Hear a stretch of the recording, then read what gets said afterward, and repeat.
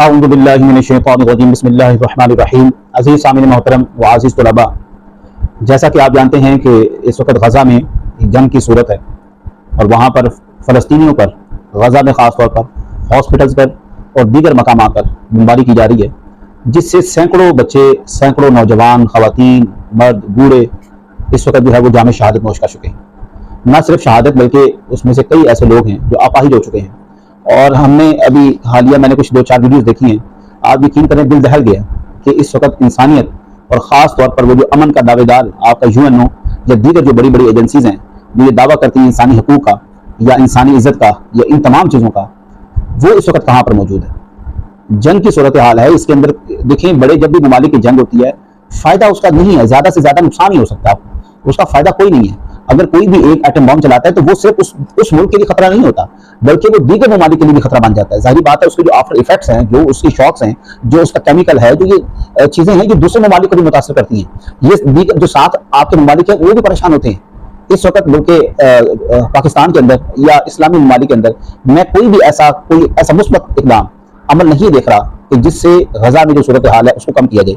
सबसे पहले तो हम ना 2-4 चीज़ों के ऊपर गुफ्तगू करना चाहेंगे, वो ये है कि आखिरकार ये वजह पेश क्यों हुई। हम सब ये जानते हैं कि जो इजरायली हैं, जो यहूद हैं, उनको वहाँ पर आने की दावत किसने दी? जब हिटलर ने इन्हें मारा तो यही फ़लस्तीनी भाई थे जिन्होंने उनको दावत दी। अब इसमें कुछ हकायक ज़मीनी हैं, उनको हमें तस्लीम करना पड़ेगा। उन हकायक में क्या है? सबसे पहले जब वहाँ पर यहूदी आए उन्होंने महंगे दामों ज़मीनें खरीदना शुरू की, और ये उस वक्त की बात है कि ये इन्होंने सल्तनत उस्मानिया में आखिरी जो इनका सुल्तान था, सुल्तान हमीदुद्दीन, उनसे भी इन्होंने रिक्वेस्ट की थी कि हम महंगे दामों ज़मीन खरीदना चाहते हैं, लेकिन सुल्तान ने उनको मना कर दिया था। लेकिन बाद में फ़लस्तीनियों ने इनको वहाँ पर ज़मीनें बेची, लोग उस वक्त लालच में आ गए और ये बड़े पैमाने पर काम शुरू हुआ। वहाँ पर यहूदियों ने ज़मीनें खरीदी और इसमें एक खास किस्म की तंजीम है, मैं उसका भी आपसे जिक्र करता हूँ। वहां पर फ़लस्तीनियों ने ज़मीनें खरीदना बेचना शुरू कर दी और इजरायलियों ने ज़मीनें खरीदना शुरू कर दी, जिससे उनकी वहां पर आबादी बढ़ गई। अब इसमें एक खास तंजीम है, उसका नाम है सहूनी तंजीम। अब ये एक्चुअली जो है एक बड़ी मुतशद्दद किस्म की तंजीम है। एक ये आप दहशतगर्दाना सोच इसकी समझ लें, मुतासाबाना समझ लें, या बहुत ज्यादा एक जो है नफरत रखने वाली तंजीम है।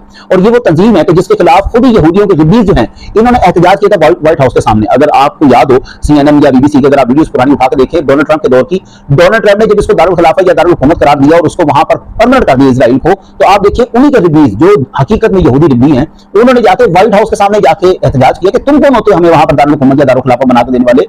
तो जब हमें खुदा ने वहां से बेघर किया, खुदा ने हमें क्या कहा है कि क़यामत तक तुम किसी जमीन के मालिक नहीं हो सकते, तो तुम कौन होते वो करने वाले। और आज भी अमेरिका के अंदर और दीगर जो दूसरी कंट्रीज है, यूरोप कंट्रीज, वहां पर देखें यहूदी रिब्बी इजराइल के खिलाफ नारेबाजी कर रहे हैं। यानी कि वो कहते हैं कि ये सहयूनी तंजीम कर रही है, ये दहशतगर्दाना तंजीम है। जिस तरह हमारे यहाँ पर, अब मैं किसी तंजीम का नाम तो नहीं लेता, लेकिन यहाँ पर कई ऐसी तंजीमें थी। अब इसकी मौजूदा सूरत हाल में इसकी जरूरत क्या है, अब इन्हें करना क्या चाहिए? सबसे पहले तो बहैसियत कौम इनको खड़ा होना चाहिए। अगर आप देखें तो माजी के अंदर हमारे सामने जो मुशाहिदा आया है, जो हमने देखा है, फ़लस्तीनियों में कौमियत नहीं पाई जाती है, कौमियत इनकी खत्म हो चुकी है। जिस तरह देखिए हम बहैसियत फर्द हर शख्स तरक्की कर रहा है पाकिस्तान में भी और दीगर शहरों में भी, लेकिन बहैसियत कौम हम मर चुके हैं, हमारे ज़मीर खत्म हो चुके हैं। हम पर पेट्रोल कितना महंगा हो चुका है, इतनी महंगाई हो चुकी है कि गरीब मर रहा है, लेकिन हम कहते हैं चलो मिल तो रहा है ना, मतलब हमारी जुमले के मिल तो रहा है ना, हम उसके खिलाफ किसी भी किस्म का कोई इकदाम नहीं कर रहे, हम कोई आवाज नहीं उठा रहे। लोग आ रहे हैं पाकिस्तान को लूट रहे हैं, पाकिस्तान को तबाह कर रहे हैं, सत्यानाश कर रहे हैं, हम कह रहे हैं कि कोई बात नहीं, मिल तो रहा है ना। तो हमारे जो सिलसिला इस वक्त बिल्कुल फिल फॉर फ़लस्तीनियों को चाहिए, खासतौर पर उनकी जो आला इक़्तिदार है उनका, और जो उनकी क़यादत है, उनको चाहिए कि कतर, सऊदी अरब और दीगर ममालिक से फौरन से पहले मदद मांगे।